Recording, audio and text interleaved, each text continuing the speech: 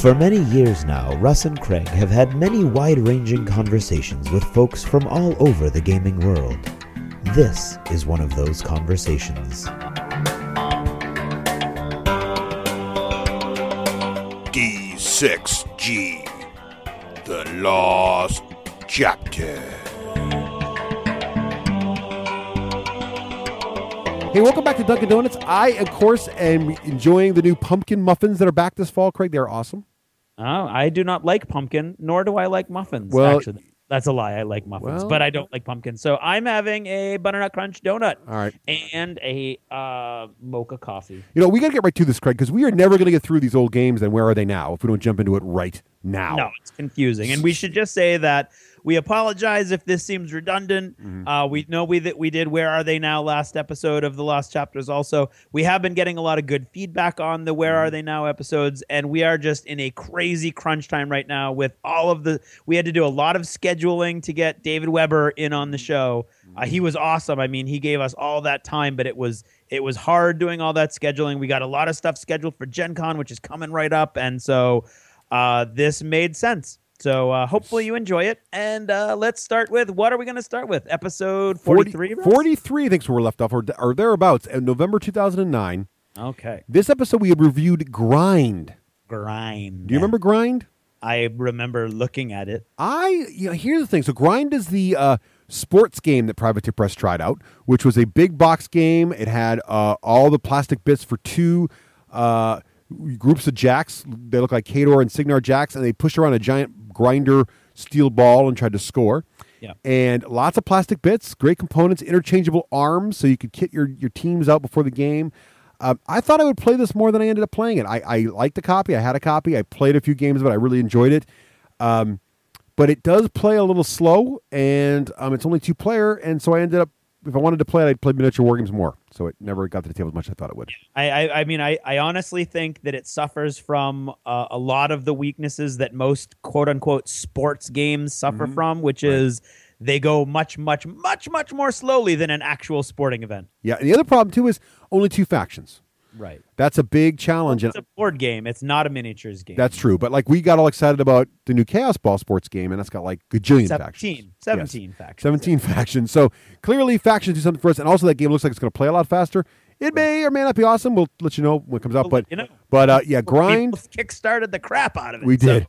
I wanted to love Grind. I still have my copy of Grind. It's still sitting on my shelf staring at me. And it does feature some of the first models my daughter's ever painted. So it's very special to me. I remember that. But I also remember the only thing I remember distinctly, other than the fact that your daughter's painted a couple of your models, was how painful it was putting the models together for our demo. That was another challenge. Yeah, that's really hurt. Actual physical pain. So then we did an episode about New Year's, so we didn't do anything there. And then we had, episode 45. We did part one of our two-part Flames of War epic review. Of course, Rafe was still, and Rafe still plays Flames of War very, very regularly. Yeah. I'd say Flames of War and Battlefront Miniatures is one of the big ones out there. Still a very well-loved game, still well-played. In our group, there are about 4 or 5 or 6 guys in our group, Craig, that play pretty regularly. If not once a month. Sometimes they go through spats where they play every week. And then they have these huge events, like Rafe just did the big D-Day thing, and he had 4 or 5 or 6 people play with that. So there is definitely a very strong local fan base for Flames of War. You and I both talked about we don't, or at least I personally don't like the realistic historical games that much. But it's got a great rule set, great models, and still has a great following, and the game is still doing very well. Neither of us played it when we reviewed it, and we still don't play it. Right. But we still feel, I think, the same way, which is it's a great rule set, and I don't think it has lost any popularity locally since we reviewed it. It's just the fact that, as you say, it's a little too realistic, and there's so many other things to do. Right. Now, this is going to be interesting to talk about, Craig. That is episode 46. We reviewed. We did the second part of our Flames of War thing, but we also did another review. We reviewed Firestorm Armada. Which, I still own my fleet. I actually have a second fleet in these guys now. I was going to say, I own 2 fleets. I liked the rules a lot when they came out. I did find a couple of the rules to be clunky the more we played them, especially with how point defense works and all that stuff. Yeah. they did a great job with Dystopian Wars when they when Spartan Games did Dystopian Wars of having a similar concept with the torpedoes and the AA guns, but making it easier to play, like a more toned down rule set. And they never went back though and sort of fixed Firestorm that way, did they? No, I don't. They had sort of a new rule set, but it didn't fix that particular problem, I don't think. Yeah, I don't think we ever really played. We should. So I need to. There are a couple people in our gaming group that have the models, and every once in a while the email goes out, hey, let's try it again, let's play it again. But for some reason, it doesn't get any traction. I'm not sure what that problem is locally with us. What do you think, Craig? I think the scale is still a little hard to swallow. The ships are very large. To me, they look a little more like toys than models. I prefer a slightly finer scale, which Dystopian Wars is.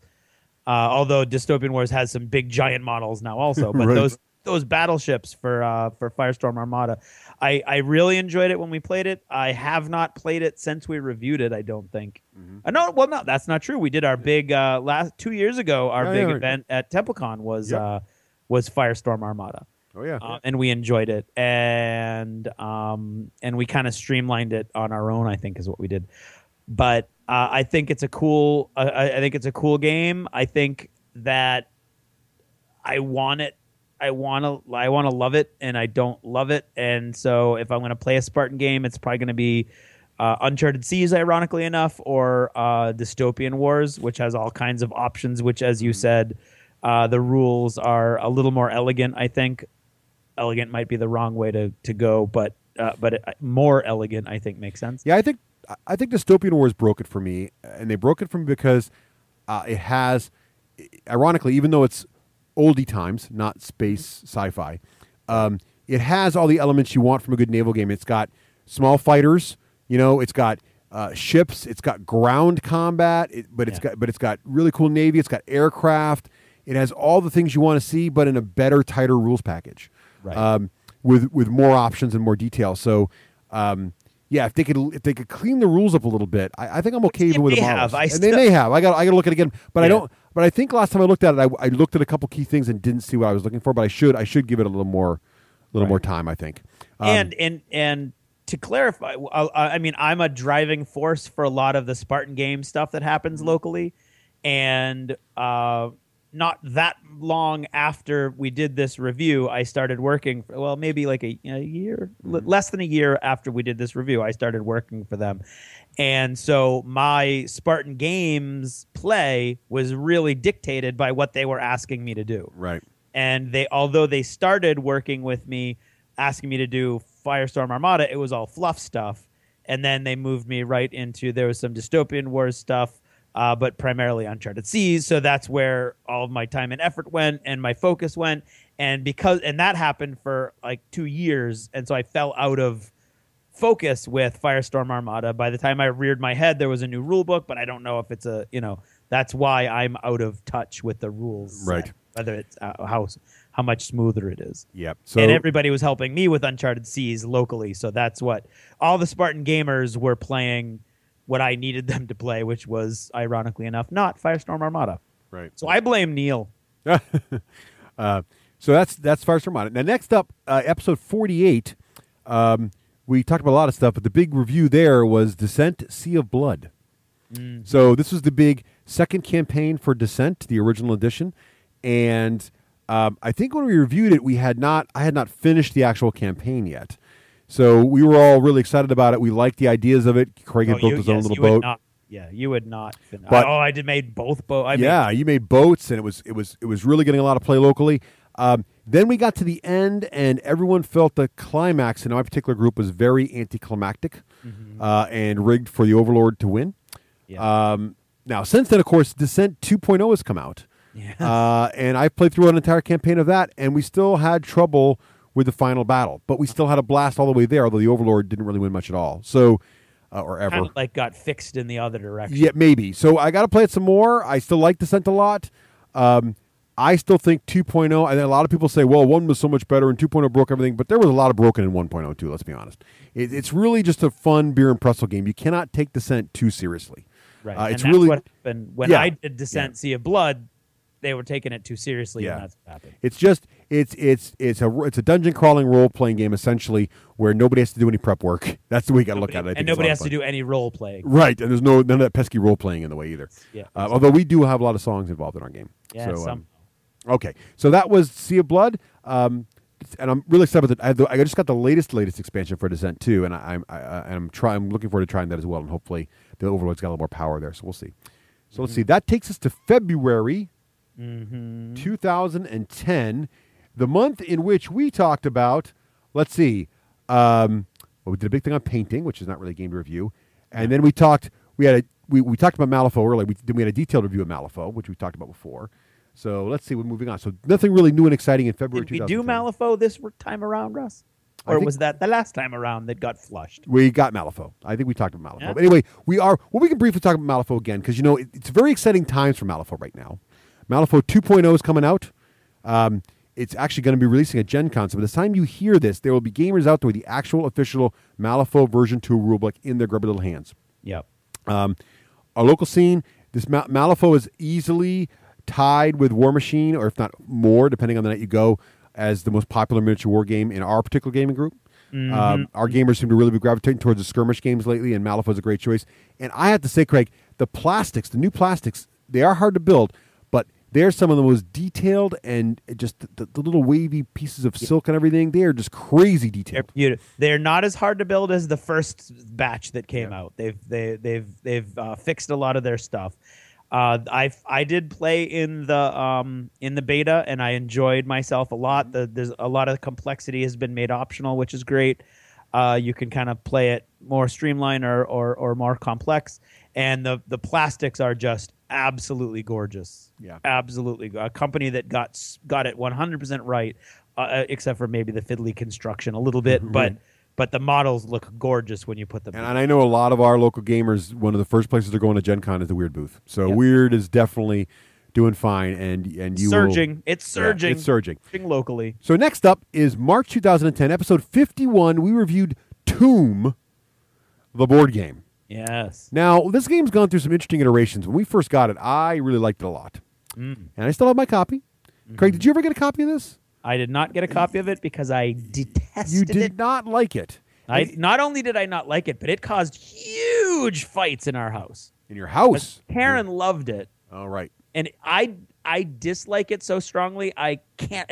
It is one of the few games that I cannot have fun playing, and I can't even pretend to have fun playing. And Karen got really annoyed with me to the point where I was like, "No, come on, I'll play. You want to play? I'll play." And she was like, "I'm not gonna make you play, and then watch your puss." And so yeah. So how did she buy a copy, or did you borrow it from a friend? Or no, we borrowed it from. Okay. I think we borrowed it from Ian. Okay, yeah, Ian loves it too. Ian loves it, and there's been an expansion since then. Now I like the core game, but there are dungeon crawling screw your neighbor games I think I like better now. So yeah, but it's an interesting game. I like it. It's got some neat mechanics to it, but there are some things that you got to kind of not take it too seriously either. And I don't remember what I said when I played it, because it might be that I played it and it was okay. Yeah. And then, but I will probably be able to bet you, unless there's money for charity involved, I will never play that game again. All right. So then up next was we reviewed War Machine Mark II. Yes, interesting. Now War Machine obviously still doing very well, and even Mr. Gallant is playing it again. That's which is very interesting, and we'll talk about it more in the main show. But what is interesting about Mark II War Machine is now you have other companies trying to. What was interesting about this was I remember when we first talked about the early days of the D6G. We talked about how Privateer would be able to handle when they got as big as GW and has many factions and all that stuff. And Mark II was sort of the first test of Privateer.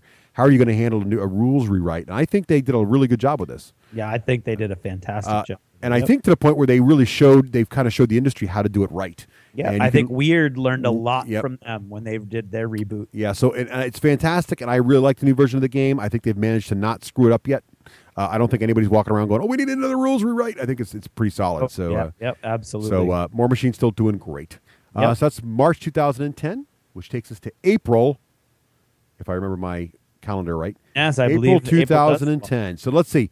Well, up first, Rune Wars, Craig. Rune Wars, one of my favorite Global Conquest 4X Yep. games. I like Rune Wars a lot. What about you?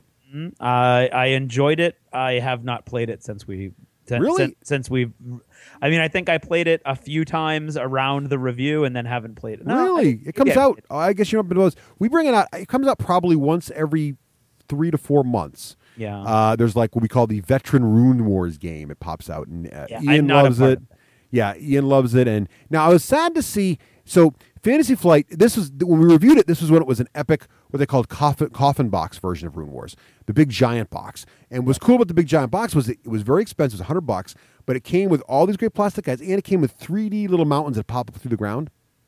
Yeah. If you go to buy Rune Wars today, you will find it is in a smaller box, about half the size, and no longer has the 3D mountains. Right. Which is a shame. It feels a little less epic. Yeah, it's same mechanics, and they've already released an expansion for it. I think this, if you like fantasy, take over the world games, this is one of the best still, if not the best version of that. It was a lot of fun. Highly recommend Rune Wars. Still a great game. Happy to play it anytime. Yep. And it's a nice afternoon game. It's going to take you most of the afternoon, but it won't play forever. It usually gets done in 3 hours, which is nice. Okay, so then next up, then we did an interesting one. Episode 54, we interviewed games for all ages. We interviewed games? Yeah, well, no, actually, we interviewed Peter Lipton. Peter Lipton interviewed us. Lipton interviewed us. And then Nicole interviewed the lead singer of Blue Oyster Cult, which is sort of interesting. But then, we discussed the games for all ages, including one of my favorites, Der Schwarz Pirate, or Black Pirate in German. Pronounced probably not that way. Also, we talked about Sorry Sliders and other great kids games. Suffice to say, all these kid games I would still recommend. Of course, my kids have grown up a little bit now in some of these games. But I will tell you, Fish Eat Fish is one of the games, and you still mentioned that. My daughter, who's 9 now, my youngest daughter, still loves that game. We were playing that since we were little. It's a great game you can play when they're little and older. Also, Sorry Sliders made it out again. Jungle Treasure. The only one I'd say we talked about Pengaloo. Pengaloo's a good game for young kids. Doesn't age well though. It's kind of like Concentration, so it's a very simple but nice components. But Black Pirate, pretty fun. All the games in there are still great as your kids get older. So if you got younger kids, take a listen to episode 54. All those games in there are good calls. All right, that's April of 2010.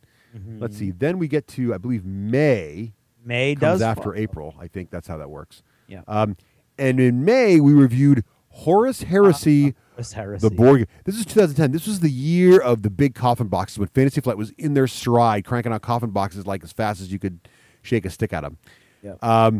And I don't know, Craig, what did you think of Horus Heresy? Or what do you think I thought of it it was now? an awesome game. I thought the mechanics were great, very complex at the same time, not like so difficult that you couldn't play. Caught the theme perfectly. Once again, Fantasy Flight included 3-dimensional plastic scenery with the Palace of Terra on it. It's a 2-player game is the key. And if you're going to play a 2-player game at this scale, I would rather play Epic. Yep. It's always going to come down to, I think, a 2-player game. And this game came with like the campaign, the entire campaign of Horus against Terra. You could play out the entire attack on the Imperial Palace on Earth with this game, which is amazing. But if your gaming group dynamic is such that it's generally going to be large groups of people trying to play games together or playing miniature games, then sadly a game like this just doesn't get to shine, and it didn't get to shine. Yeah, and I think we got a review copy of this game. Yeah. I think they gave it to us at Gen Con, and then we gave it away. So I haven't actually played the game or even seen it played by anyone since we had our review copy. No. So I think a couple of our friends did buy it, notably Shifty, who buys everything. Yes. But I have never seen anyone. Now, it's only 2 players, but I haven't walked in the mirror and seen 2 people playing it. No. I think it's a wonderful implementation, fantastic use of theme. Yeah. If you're a 40K player, you should own this thing. But at the same time, you say, Craig, it would be great if you were, like, if I were growing up back when I was a young teenager or whatever, and my brother and I were hanging out and we had nothing else to do, and you played a lot of 2-player games, this would be a great game for that. Yeah. But if I think they really I think they lost out by not making this like a 2-on-2. Right. It should have had mechanics for that. Yeah, it would work great there. But I like it. But it's 2-player. I think it was a great game that just doesn't fit in with our game and group dynamic. Now up next we had a couple things we talked about. We had a detailed review of Catacombs, and we talked about the Dresden Files RPG. Right. Now, Catacombs was that dungeon crawling game that had a dexterity thing going on where you're sliding. Right, your characters were discs and you flick them and you bounce them off the monster discs and do damage to them. That was fun. It's a fun game. I gave mine away in a contest. No, did I give it no, I think I checked it out at Game Show. That's what I did. And then I played it. My kids liked it, actually, and I didn't end up keeping it, though. And I don't know why, because I think I'd play it more if I had it lying around. Did you like it, Craig? I liked it a lot, and I would play it again in a heartbeat if somebody else had it, but I don't generally host games like this, so like it wouldn't make sense for me to buy it. Yeah, I'd play that again. I'd recommend people who are interested in dexterity games and unique dungeon crawling games. Very unique game. Very unique. And I think it's still around. I think you can still get it. Now, also, we did the Dresden File RPG interview, and we talked about it. I own a copy of the Dresden Files. I keep meaning to play the Dresden Files RPG, and I've never done it. Keeps meaning to. But I love reading. I still actually page through the book. After I finish reading a Dresden File novel, I always will break it out again and look through it. So I would highly recommend any Dresden fan should please take a look at the book. It's really nice. Yeah. And we did Rogue Trader, too, which I think we've already discussed in the last Lost chapter. Yes, we did. That it's our favorite 40K RPG. Indeed. So that was May of 2010. So now we're up to, what comes after May, Craig? June. June, thank you. June 2010. We talk, Dungeon Lords. Mm-hmm. Now, do you like Dungeon Lords? I enjoyed it the one time I played it when we reviewed it, but I haven't played it since then. Now, Dungeon Lords has had a bit of a resurgence locally with us. I haven't played it in a while. I have played it since we reviewed it. I do own my own copy. I love it. It's meticulously block box controlled. The only problem with Dungeon Lords is it's kind of heavy and it's a little clunky. And so there are some people who complain that Dungeon Lords doesn't give you enough time to actually make your decisions matter. Like you do so few decisions in the game. I don't care about that part of it. I mean, maybe that's partly there, but the theme of it's so great. I just like to see what happens. Yeah. But and it's a little long playing. It's hard to teach. So you got to go through this sort of like learning game. So it's hard to ramp up. But there are several people who own their own copies of it in our gaming group, and it does come out quite a bit and gets mentioned quite a bit. And there's a big game day locally in 3 days, and I know several people have already requested that this. Yes. So it's still very, very popular. It's a great game. You should definitely look at it if the theme appeals to you, which is basically defending your dungeon from pesky heroes. Right. It's a great game. Yeah. All right. Then up next. Oh, here's one, Craig. Shogun. Shogun. Not the old Shogun, the new Shogun by Queen Games, the one where you put the little cubes. Yeah. When you're going to fight, you grab all Craig's yellow cubes and all my red cubes, you put them in the hopper. Whoever has the most cubes come out of the bottom is the wiener. Yep, indeed. All about the wiener. Yeah, so what do you think of Shogun, Craig, still? I like it. I haven't played it in a few, maybe it's been a year. Yeah. Or maybe not quite a year. But I enjoy this game. I will always play it when it hits the table. I almost played it about 3 months ago and was very disappointed when I didn't get into the game. Yep. They filled up before I got there. I really like it a lot. It's very elegant. I love the game. I love that combat mechanic. I love the seasons. I love the tracker, the clock that the game has built into it. I love the theme. So it's definitely not been replaced. It still gets play in our local gaming group. Yeah, absolutely. So definitely a great game. And if you like the theme, the mechanics are so unique. I really like it a lot. Yeah. So that was back in June. That was Shogun. Yeah. Now we're looking at July 2010, and we got some interesting things going here. First of all, we had a big interview about Death Watch with none other than Ross Watson, of course. Again on the show, Ross, nice. Yes. We like Death Watch, but I think and Death Watch is a great invitation. It's great to play Space Marine. That's fun. We also did a detailed review of Epic, Craig. We did, yes. Now, what's the status with Epic? Epic clung on for a few more years for me, and then I didn't want to go through all of the convolutions of finding another army because it's dead now.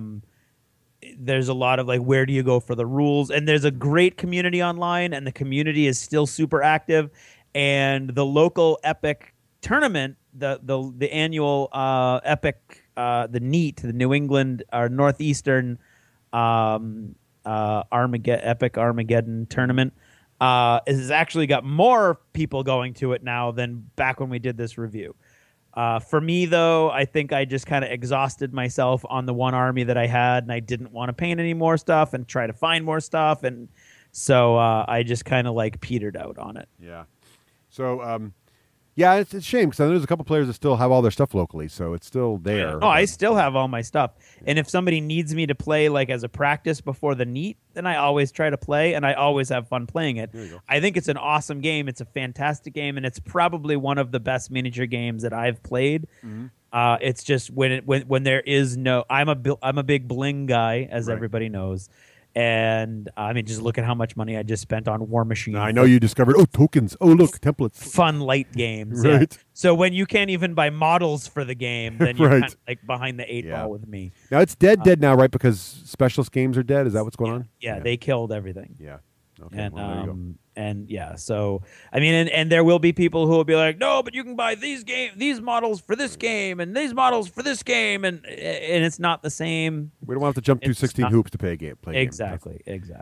All right. Yeah. And that does make me sad because I do think the rules are awesome. So now we're up to episode 60, back in July of 2010, where we interviewed the designer and then reviewed Battles of Westeros. Yes. Now, it's interesting to me we don't play this game more, Craig. I because I've actually painted all the heroes. I painted all the models. I absolutely really like the mechanics a lot. Yep, me too. I love how the game looks on the table. Yep. And we're totally addicted to the television show, which should make us more excited about the game. Exactly. Why aren't we playing this thing every week? Takes too long, I think. Is it too slow? And it's two-player. It's a two-player, and I think it takes a long time to set it up. And it's not a miniatures game, so it's a board game with its own unique rule set, with its own unique quirks, which means you have to remember all that stuff. The components are awesome. I have it all box controlled. I have the first expansion, which I did not paint. Oh, that's one thing we didn't like, though. I remember this. Oh, the way they did the expansions was not what we were hoping for. Yep, that's very right. true. We were hoping for multiple factions. Yep. And what we got were mercenaries who attached to the two existing factions. Yep. So to this day, you have two factions in Battles of Westeros. No, they eventually did. Did they do it? Because they did the Lords of the Riverlands. Did they do Baratheon finally as a separate faction? I think they did Baratheon. Okay, well that's something. But it took too long. But it took too long to get everybody interested in it because it's what you want. You want. I can't stress this enough. You need multiple factions, people, to make the. You just have to have it. If you don't do it that way, whatever flavor of war game you're building will eventually peter out and plummet to its death. Yeah. That's my prediction for your war game. But I like it, and I would play this game again. If you were like Russ, the next season of Westeros is coming on. Let's go play some Battle Lore. I would be yes. Please do. Let's do that. And and I have it right on my game shelf. I look at it every time I walk by, which I always do when I come into the pub. It's like right outside the pub. Right. I want to play it. I love it. I think it's great. I haven't played it in well, let's see, 2010. It's been years. Yep. All right. August 2010. August 2010. Here we go. Let's see. That's Gen Con time again. Yep. So let's see. We did it. We talked more about Malifaux, which we've already discussed, and let's see. Some interviews from Gen Con, and then Gen Con and Matt Wilson. That's not very exciting. That was all just, we didn't do any game reviews there, so nothing exciting to talk about. So moving on from August, even though you'd think that would be a lot of information, let's go to September 2010 then, and see what we've got in that month. We have, this is juicy. Up first, let's see, Hex XL, Craig. You play that game at all? I love that game. That game makes it out to the table all the time. That might be your most played game you own. It could very well be. I mean, I play it. I play it with my students when I've got only a few students available. I play it at AdeptCon every year. I play it locally every few months. I love that game. Now, Hex XL is probably one of the few must-own games I do not own. I say that because you own it. So basically, I depend on you to have it. Indeed. But this is a game you can break out with anyone, gamers, neighbors. Doesn't matter. This game is fun. No, and you should own a copy of Hex XL. You just should. That's awesome. You'll play it. You'll play the heck out of it. Absolutely. Now, also in episode 63, we also reviewed Death Angel Space Hulk, the card game. Right. Now, this game is interesting to me. I have a strange fascination and love with this game. Because Space Hulk, the board game, the reboot, I felt I liked it. I thought they did a good job rebooting it, but I still feel one side's more fun to play than the other. Death Angel, the card game, I love because you only play the fun side. You play the Space Marines. Yeah. And it's co-op, which I like as well. Yeah. And it's not super hard to teach, which I like. Yeah. It's a little fiddly to teach, so that's probably why it doesn't see the table more. And for some inexplicable reason, I keep buying all the expansions when they come out. Really? I have every expansion. I have the one you can play all Death Watch. I have the ones you can play the Dark Angels. I have all the expansions. I have all the Tyranid ones with the lictors and everything. I have all that stuff, and I play the game like once every year and a half. But I love it, and I bring it with me to all these cons because I figure I can play it on the floor. The only thing that gets me in trouble is I bring it with me like a PAX East. We're sitting there waiting in line. By the time I get it set up and taught, we're through the line, which is usually like an hour. So the problem with the game is it's a little fiddly to remember the rules out of the chute. I wish it was a little more simple to remember the rules. Yeah. But otherwise, I like it a lot. I love the theme. Fantastic artwork. I don't regret it. Clearly, I keep buying stuff for it, even though I don't play it very often, so I'm not sure what that's about. But have you played it ever? I played it when we reviewed it, and I enjoyed it. But it was it's a card. It's unlike a card game. It's kind of like you're using cards, but they're the way they're set up. It looks more like a board game without a board kind of thing. Yeah. So I would be more inclined to play this than, for instance, Race for the Galaxy, which I would not in any way have any interest in. But it hasn't hit the table anywhere near me at any time where I would have been inclined to jump on. So I haven't seen it played in forever, to be honest. All right. So then September 2010 rolls around, episode 64. And here we go. Castle Ravenloft comes out. Yes. Castle Ravenloft was an interesting release because it was a dungeon crawl game by Wizards with the D&D license, and it was this pure co-op, go explore a dungeon and kill monsters as they come at you, and the monsters are controlled by the game. Right. And this has then since spawned 2 other games that are self-contained but also play along with it, including Wrath of Ashardalon and, of course, Legend of Drizzt as well. Right. I like this game, and it's funny. I haven't played them in a little while. I played them very seriously for a long time, especially when Wrath of Ashardalon came out. I played it all the time. Right. Haven't played it in a while, but you know what? Our frustration with Descent is starting to have us look around again for a different dungeon crawling game. Oh, yeah. And this one and Super Dungeon Explorer keep getting mentioned. So not Ravenloft particularly, but the Ravenloft series, any of those dungeons. That might be a nice alternative while we're waiting for Descent to self-correct. I don't know. We're having a little disappointment with Descent right now because of the one-sidedness of it. So either you can play Ravenloft, which is pure co-op, solves that problem, or you can play Super Dungeon Explorer, which is a little more balanced, I think, in fighting the Overlord. But I don't know. Have you played one of these in a while? I have not. I did not enjoy them. Yeah, you don't like them. Because why? They feel too automated, not dreamy? It felt too automated. It felt too well. When I played at the beginning, and what I said was, I don't feel like I have enough options for characters. I don't feel like the characters are differentiated enough. I don't feel special, Russ. They had fixed that a little bit now because now you have if you have all the games, the classes can kind of pull feats and abilities from different ones, so you have a little more flexibility. But you're right; it's still not like Descent level character creation. Yeah, and so I would be more inclined to play one of the later versions, like Wrath of Ashardalon, probably. Although did Drizzt come after that? Yes, Drizzt is the most recent. Yeah, so I like Drizzt. So and Drizzt introduces some cool sort of traitor mechanics into the game too, where one of you could be an assassin, a drow assassin in the party, and actually go rogue in the middle. So it makes the game a little more interesting, also. Right. Yeah. So I might be more inclined to do that, but I never played that, and the ones that I did play, I didn't really enjoy. All right. Now, up next, October 2010, we reviewed Founding Fathers. A fantastic game. A game we both really like. A game that is a great game for your kids and for teaching in schools as well, I think. Although you don't have to know the history to enjoy the game, but it's just... But it's all included on the cards and everything. It's all you're learning while you play. Yeah. Haven't seen it played in a little while, but I know if someone brought it out, people would jump at the chance. It's a great game. This is one of those games where I came in late. It was just getting started. I just missed it, and I was really disappointed. And that was just a few months ago. So this is still getting played locally. And if it gets played on Saturday and there's a space for me, I'll probably jump in. And nothing replaces it. Now, have you Have you ever broke this out? It feels like the kind of thing you break out at school and actually have a good time with, but no. Yeah, not so much in a theater class, but I think like a history teacher could definitely do it. All right, fair enough. Wouldn't want to have any educational history in theater, that's for sure.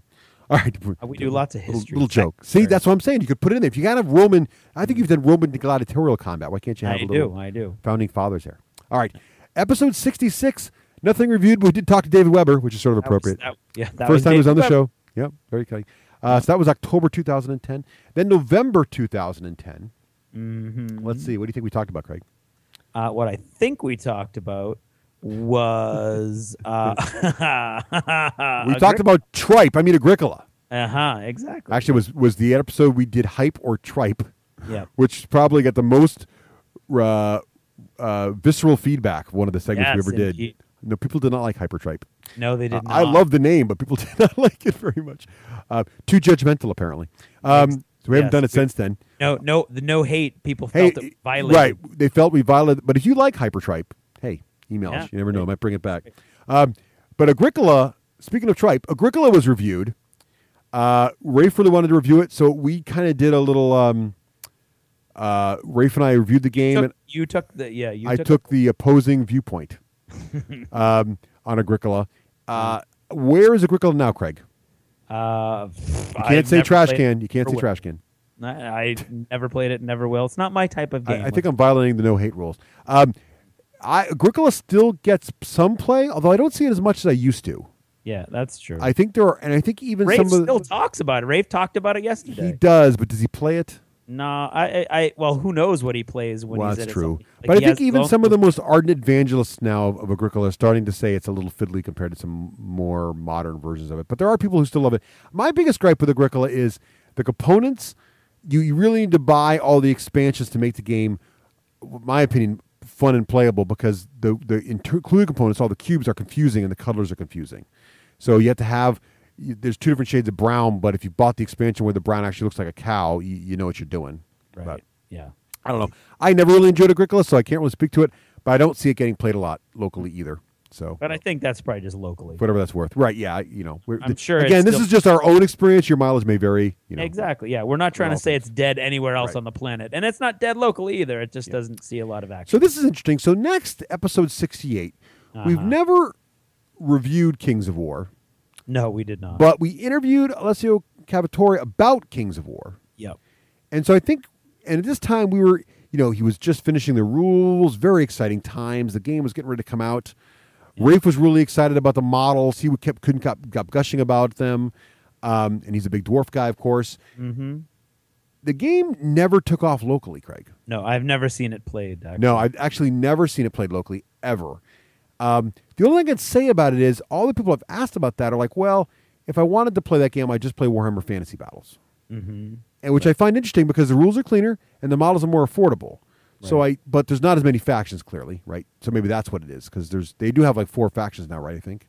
Right. Humans, well, I think dwarves, what they're elves. doing is they are fighting for market share with all of us who already have armies. Right. So it's a tough. At our point, our position in life, almost none of us are going out and buying entire armies. Right. For those kind of games. Yep. So if somebody came out with a game that was just like War Machine and the rules were a little cooler and the models were a little cheaper, you're not going to put aside War Machine. Right. You're still, going to play War Machine. So I think that's what's happening locally. Yeah, I think you're probably right. So then December 2010, I think we can round out 2010 this episode, this Where Are They Now episode. Here we go. Yep. So in episode 69, we reviewed Civilization, the board game. Right. Now this game, I don't know, Craig, I don't know if you were ever a super fan of this one, but I was never a super fan. It definitely still has good traction locally. Yep. And I think for its brand, for its type, it's a great game. Yep. I enjoyed it as much as I would enjoy any game like this. Yeah, and I think it still gets played. It's a good 4X. It had a expansion not too long ago, and it just had another expansion. Literally, I think comes out. If it isn't out now, it's going to be out soon, maybe at Gen Con. And I like it a lot. It's still one of my favorite flavors of this. There are some other games that are giving it some competition now. Clash of Cultures, for example. I might be able to be convinced to play that instead of Civ. Mm-hmm. My only ding against Civ was the components. Yeah. So it's got nice components what it's trying to do, but the map looks very gritty, grid-like, and the components are really just flags. Yeah. when you compare that to like a Clash of Cultures, which I know, Craig, you've also played, where you've got little cities that are actually building up out of plastic instead of cardboard, and they've got different shaped buildings, and then you've got little people in armies walking around with spears in their hands and stuff. It just feels more visceral. Yeah. And the progress track's got cubes on it, so definitely there's a lot of cardboard in Civ, but I do like it. It's very elegant as well. So Civ concentrates more on the city building, whereas maybe Clash of Cultures concentrates on city building, but also on army building as well. So I don't know. I like it a lot. And the newest expansion coming out is supposed to refactor the combat a little bit and make the combat a little more bit driven. Like the kind of pieces there matter more, I guess, you have involved in a fight. So we'll see how that works out too. But still like this game a lot. It's a great game, and I'm glad I have it in my collection. Yeah. I would rather play any of the other 4Xs I think that we've played recently. All right. There you go. It's got a lot of competition. It is true that field is definitely getting more crowded. Yeah. For sure. Yeah. And there's some very good, compelling choices. Like Kemet's not 4X, but it's in there, kind of. Exactly. You know. Yeah, and I would rather play that. Yeah. Okay. Here we go. Dystopian Wars, Craig. Episode 70 for Yes. next time. We want to remember that. Yes, Dystopian Wars. I think Dystopian Wars is the pinnacle of what Spartan Games was trying to do with naval combat games. Yeah. It is probably the best set. It's also one of the only sets of combined arms rule sets out there that can feature land, air, and sea all in one rule set. There's very few. I know there are some historical games that do it too, but not to this level. Really, really compelling world. Fantastic models. Yeah. To be honest, I haven't played it in a while. Last time I played it was actually at TempleCon when we ran the big mega game where Dystopian Wars on one table and the new Dystopian Legions on the other table. To be honest, while I felt Dystopian Legion models were compelling, I was much more still engrossed and sucked back in. And why don't I play this more often with Dystopian Wars? Yeah, me too. I love Dystopian Wars, and I don't think it would take much to get me back into it at all. Me neither. So if we just sat down and decided we wanted to run a campaign, Craig, I think we get great interest and we get a good crowd. Yep. Great game. It hasn't seen the table recently, but I think that's just because the miniatures gamers are focused on so many things right now. Yeah. But exactly as you say, I think if you and I got together and were like, hey, we're going to do a campaign for a month, I think we would be overwhelmed with people who jump out of the woodwork with their models. Because I don't know that anyone has gotten rid of their models, and there are a lot of people with these models. Yep, and it's just a great Navy combat game. It's really well designed, and they've refactored it a little bit. And also, I think they just had a big sale on the rulebook too. They did. So if you were looking for that was the time to get on that. But they have, and they've gotten some even crazier fleets now. They've got plenty of factions, plenty of choices within your factions. All the I don't think if there's a bad model, there's not very many of them. Right. There's like 3 or 4 the whole range, and there's like hundreds of models in the range now. Beautiful. And they're affordable. Fighters, huge jets, land units, sea units, area. It's got it all. Yeah, they really, in my opinion, they are kind of like the high mark of this sort of level scale resin model as far as the quality and the affordability. And you look at other companies' resins about the same size and they're double the price, and you really don't know why, because the detail is all the Spartan Games detail is all over those other models. And I wish we played the land version more too. Like you say, we could play the land all version kinds of terrain in lieu of Epic. We should just play that because it's a great game. It is a great game. You know what? I want to play it now. Let's do it. Okay, let's set that up. Okay, we'll do that. All right, so we're gonna leave Dunks now to go set up a game of Dystopian Wars. There we go. Absolutely. And hey guys, this will air after Gen Con. But we are so looking forward to seeing so many of you at Gen Con. Cannot wait. Yeah. And so we're happy to have seen you at Gen Con. And we're happy to have virtually seen you here in Dunkin' Donuts. That's right, indeed. Until next time, take it easy and have a donut. Goodbye.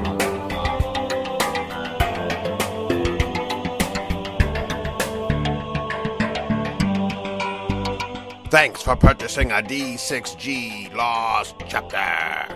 Supporting the show helps it grow.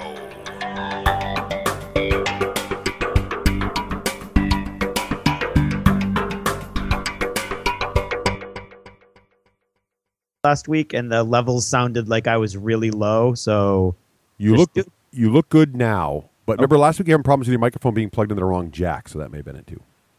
I did not have problems with my microphone being plugged into the wrong jack. Not that I'm recording this for the blooper reel, but I'm just saying your microphone was plugged into the wrong jack. How do you know? Because remember when I walked you through switching the jacks, and you said, "Oh yeah, look, it's working." Yeah, it wasn't the Forget it. It was obviously something totally unrelated that just Right. happened to be fixed by that. Clearly, it was not in any way operator Fixed error. At the same time, Yes. I was fiddling with that wire. Exactly. I don't appreciate this. Understood. Don't worry. We'll be using the blooper because we've got Randy's awesome song at the end, so don't worry about it. Oh, well. Clear. Let me change a couple of these questions really quick.